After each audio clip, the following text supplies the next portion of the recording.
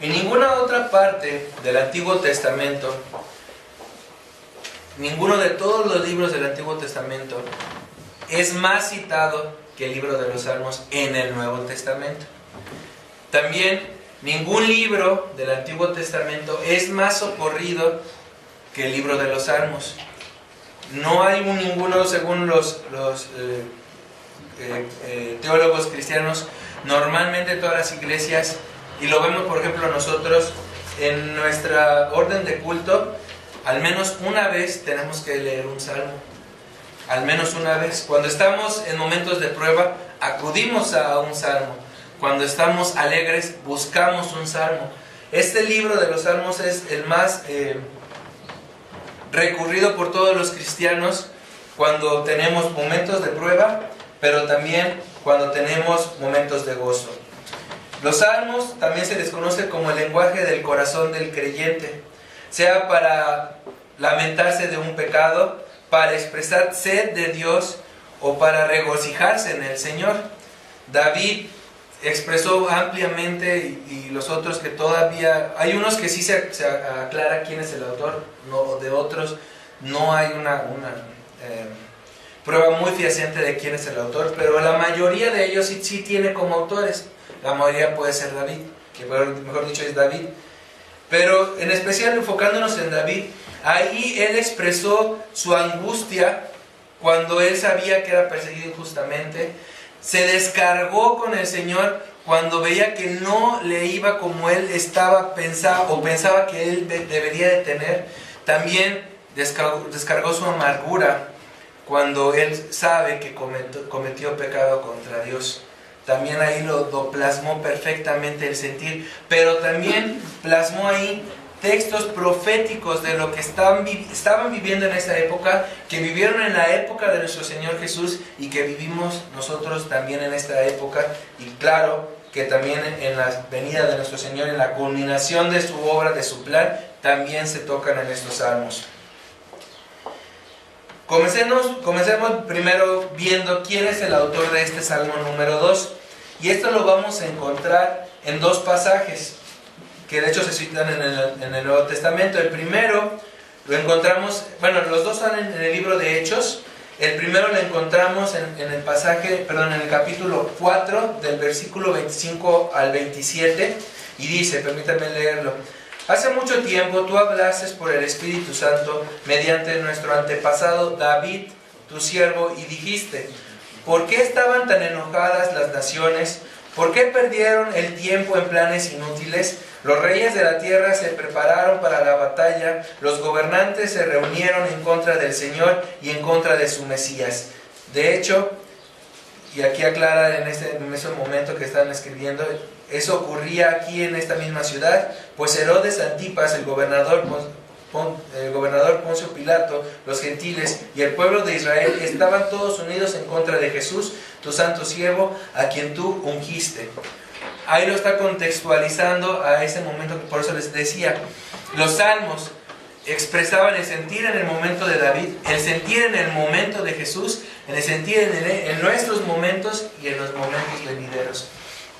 Aquí lo cita el autor en esta parte de Hechos, cita este salmo y lo contextualiza a lo que estaban viviendo los primeros creyentes en esa época, pero nos deja bien en claro quién es el autor, que es lo importante que estamos viendo ahorita, que es David.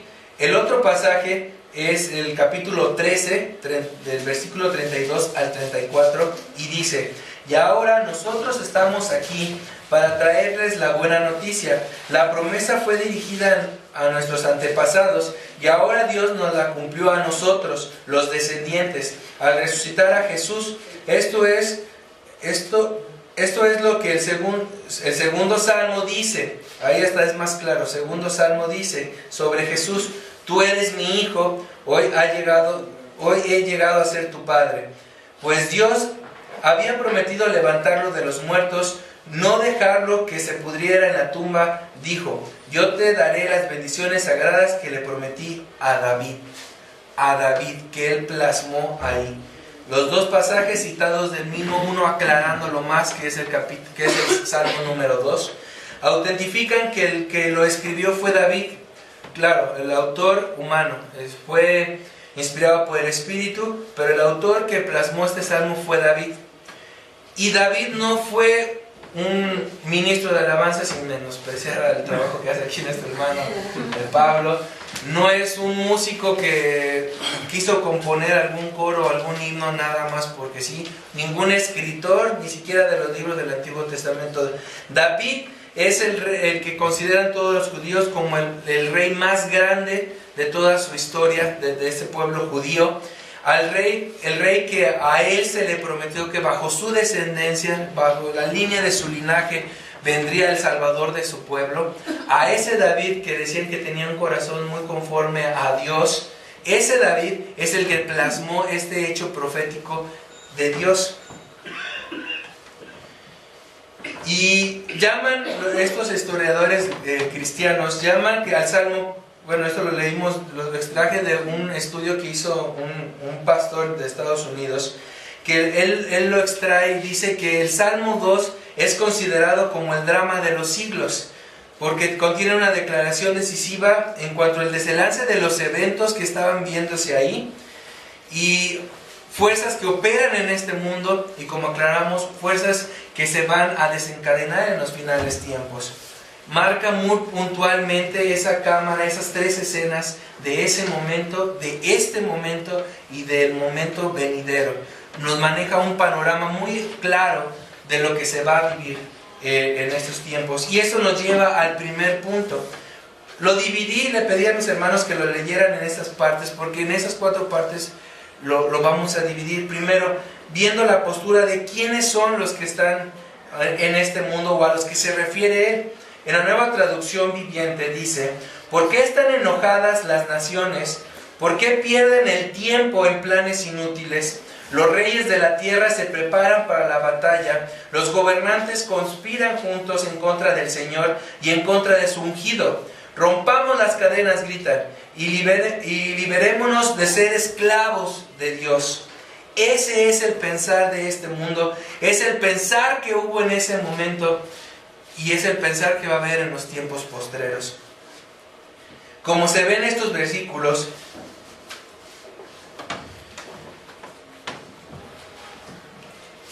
vemos que tanto gobiernos, tanto gobernantes, reyes, les llamo aquí, tienen un mismo sentir.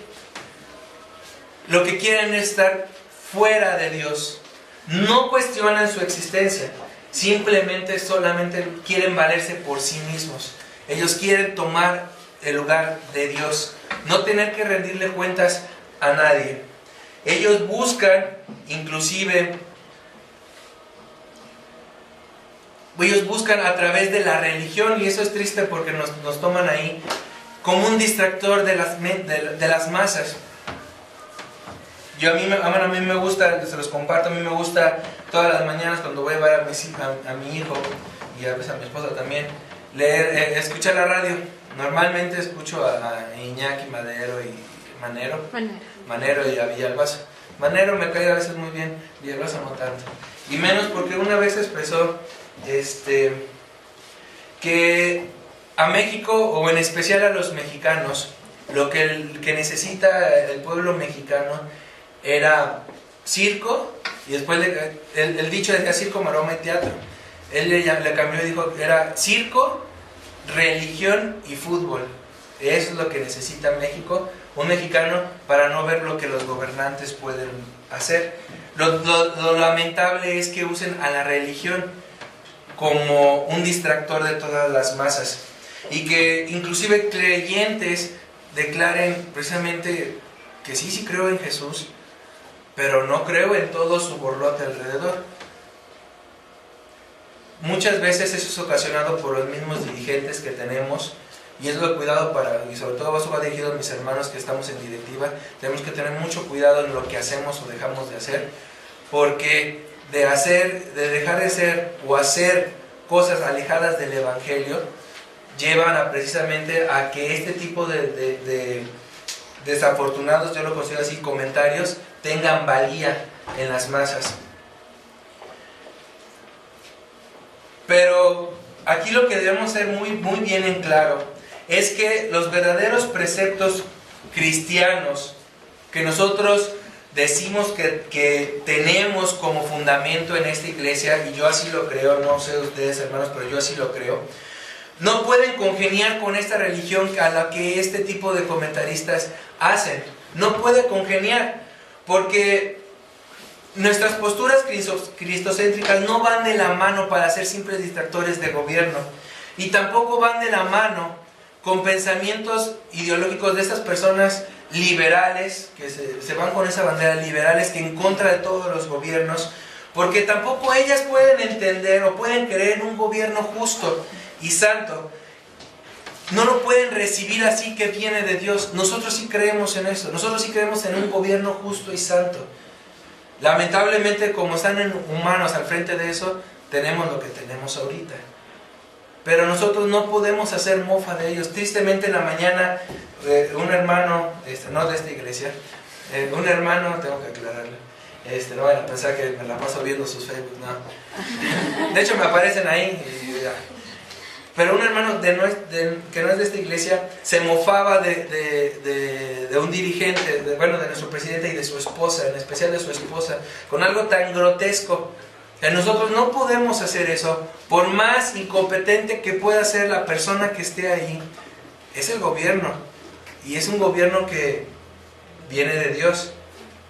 No que es justo, no es justo, eso es cierto, no es justo, pero viene de Dios. Y a ellos se les va a juzgar aquí en la tierra, y si no, eso es una seguridad que en el tiempo del que el Señor venga, lo van a tener que pagar cada gota de sangre que está costando a este mundo. Lo van a tener que pagar, y llámese gobiernos franceses, sirios, mexicanos y de todo tipo. Van a tener que rendirle cuentas a Dios, porque el poder procede de Dios. Que hagas un mal uso de él, solo te va a traer juicio a ti. Pero hermanos, este panorama es el mundo a lo que el Salmo se refiere. A este tipo de personas, tanto gobierno como no gobierno, tanto con partidos políticos como ideales liberales, que no creen en un Dios, que no creen en estar sujetos a Dios, y que buscan cualquier manera de desacreditar o evadir o persuadir a las personas que no existen. Nosotros hasta cierto punto somos autónomos. Dios nos permite esa autonomía, pero no es en el hecho de que no tenemos rienda suelta. Él nos deja hacer, pero al fin y al cabo, en uno de los términos tenemos teonomía, que es que dependemos de lo que Dios limite en nuestras vidas. Eso es lo que las personas no pueden tener, no pueden entender, que por más que yo diga que no existe, por más que yo desacredite la iglesia del Señor, Él sigue siendo. Y por más que yo cierre los ojos, Él va a estar ahí. Y en su momento Él va a venir a juzgar. Es a esas personas en donde David escribe, a esas personas que se unen inclusive bajo una misma bandera, con tal de no tener a Dios de juez. Yo creo, tristemente, al que ha tenido la oportunidad de leer el Apocalipsis, está lleno y plagado de símbolos y signos, pero sé que bajo esa bandera, va a haber una bandera bajo la que cualquier persona con ideales de izquierda, derecha o del centro, cristianos, budistas, de todo el tipo,